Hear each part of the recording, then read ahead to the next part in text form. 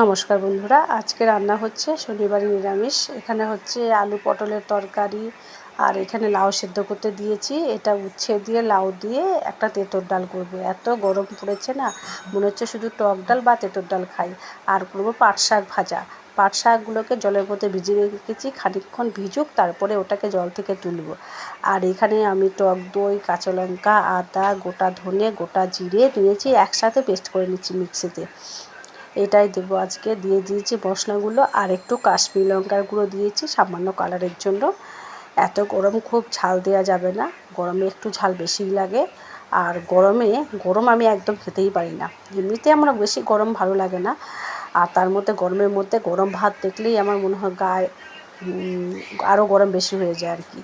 তো এখানে উচ্ছে ভাজা হচ্ছে, একটু শুক্তো ডাল হবে তো, তার জন্য রাঁধুনি আর আদা ফোড়ন দিয়ে ভেজে নিয়ে দিয়ে দিয়েছি। এই যে একটু ঘি দিয়ে দিলাম, কেননা এটা কাঁচা মুগ ডাল দিয়ে করেছি তেঁতুর ডালটা, একটু ঘি দিলে ভালো লাগে। এটা আমার দুই ছেলে খেতে খুব ভালোবাসে। এমনি তেঁতো খাবে না, কিন্তু শুক্তো ডাল হলে খুব ভালো খায় ওরা, তেঁতুর ডাল আর কি। আর টক ডালটাও ভীষণ পছন্দ করে। আর এটা একটু ঝাল করে রেখে দিলাম, এটা রাতের জন্য, যেহেতু রাতে তেঁতো খাওয়া যাবে না। এই যে আলু পটলের তরকারি হয়ে গেছে, এবার পাট শাকটা ভাজা হয়ে গেল এটা।